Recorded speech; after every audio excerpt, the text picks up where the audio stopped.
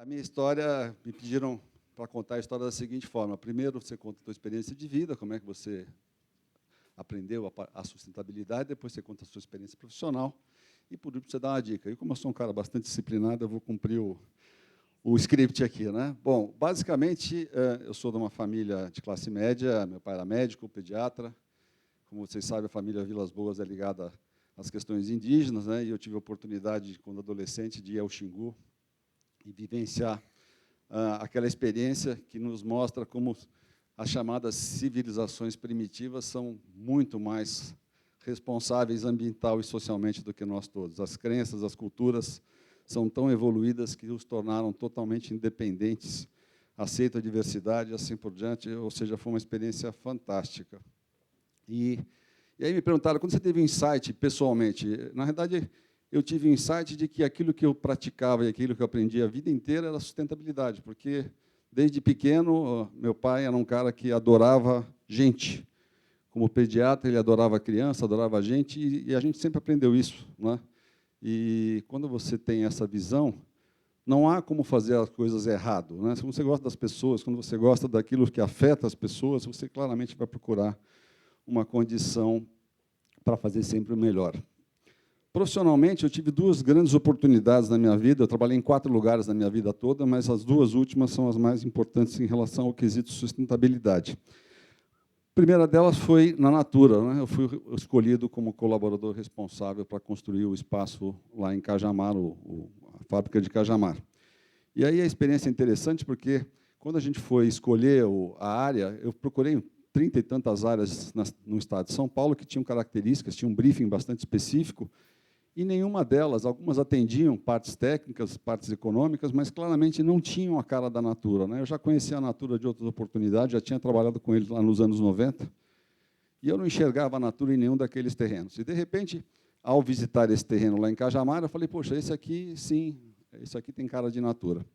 E, numa manhã de segunda-feira, mais ou menos nessa época do ano, estava um dia frio, e ainda tinha aquela névoa de manhã, e nós fomos ao terreno com os 3 diretores-presidentes, que eram o Seabra, o Guilherme Leal e o Pedro Passos, visitar o tal canteiro lá da Natura, o tal terreno da Natura, que era uma área da Companhia Melhoramentos, que tinha um trabalho de eucaliptos para uso na indústria de papel. E, ao entrar, o Luiz Seabra falou uma frase e que me lembrou aquela citação de Michelangelo, que dizia que, quando ele olhava o bloco de mármore, ele falava assim, a estátua já está lá, eu simplesmente tiro o excesso. Né? E o Luiz Seabra olhou para o espaço e falou assim, esse aqui é o novo espaço Natura. Né? A gente só precisa construí-lo. E por que ele chama novo espaço Natura? Porque ele não é uma fábrica. Né? Ele é uma área de experimentação, de experiências. Aquilo lá foi concebido para que as pessoas que trabalham, para as pessoas que visitam, para as pessoas que têm oportunidade de estar lá, tenham uma experiência de vida completamente diferente. E eu posso garantir que, nesse trabalho de construir e pesquisar, eu visitei muitas fábricas no mundo e não tem nada nem parecido com aquilo em todas as que eu visitei. Existem 2 exemplos interessantes na Natura. Um deles é o seguinte, durante esse processo, houve uma guerra fiscal para levar a Natura para outros estados. E foi oferecido, na época, valores da ordem de que hoje seriam algo em torno de R$500 milhões, em benefícios fiscais, para que essa companhia mudasse de estado. E era um dinheiro, a fábrica estava orçada, na época, em 200 milhões. Né? Então, era muito dinheiro, era quase o dobro do que custaria, era mais do que o dobro do que custaria a fábrica. E aí, o Guilherme, um dia, falou assim, o nosso maior patrimônio são os nossos colaboradores. Se nós sairmos daqui, nós perdemos todos, ou muitos deles. Não há dinheiro que valha os nossos colaboradores, vamos ficar aqui. Né? Então, é esse tipo de respeito, esse tipo de convicção que faz que aquela empresa seja uma pioneira, uma empresa referência no mundo inteiro em questões de respeito ao ser humano, em questões de sustentabilidade, ou seja, as pessoas realmente acreditam naquilo que fazem. Né? Estava comentando com o Ricardo agora de manhã, de um dos presidentes da Natura que nós conhecemos, e eu disse, como essas pessoas têm a capacidade de trazer pessoas com as mesmas crenças, de pessoas que acreditam nos mesmos valores, parece um imã, né? Como o bem traz o bem. Pessoas ruins não se sustentam nessas companhias. porque é inaceitável você ver uma empresa como a Natura ter uma pessoa que não tem as mesmas crenças, ela não consegue conviver lá dentro, porque aquilo transpira como um todo. Por que eu estou contando essa história da Natura tão longamente, né? Eu vim falar da Tecnisa aqui. Quando terminou meu contrato com a Natura, e ele tinha um fim, porque terminada a fábrica eu não tinha mais função, eu era da área de construção, eu teria que mudar de emprego. E aí fui convidado a trabalhar na Tecnisa e pensei, puxa, daqui só ladeira abaixo, né? Trabalhei numa empresa que é o top do top e nunca mais teria uma oportunidade equivalente. Mas posso dizer a vocês que foi um ledo engano, né? Tenho 13 anos de Tecnisa hoje e tudo que eu vi na Natura é igual ou melhor na Tecnisa, né? Uma empresa que tem valores, que tem crenças e que pratica isso de uma forma tão natural que, se eu fosse falar de programas sociais, ambientais, de responsabilidade, eu poderia ficar horas aqui contando as nossas experiências, né? Começou lá em 2002, mais ou menos, pouco antes de eu entrar. Ainda tinha um caráter um pouco assistencialista, os programas sociais. Quando nós entramos em 2013, nós entendemos que aquilo era estratégico, não era uma questão assistencial. Nós tínhamos já um número de funcionários e colaboradores terceiros bastante grande, e eles também tinham carências enormes, então a gente começou com o trabalho de atendê-los. Programas de formação profissional, programas de educação, programas de alfabetização, inclusão digital e assim por diante, né? E nós tivemos oportunidades, naquela época, de ver numa formação com mais de 400 alunos, um carpinteiro que foi sorteado com um computador, doar o seu computador para uma cidade onde ele morava, porque simplesmente não existia nenhum computador na cidade, né? E era um carpinteiro que ganhava, sei lá, um pouco mais de R$ 2.000 a valores de hoje, né?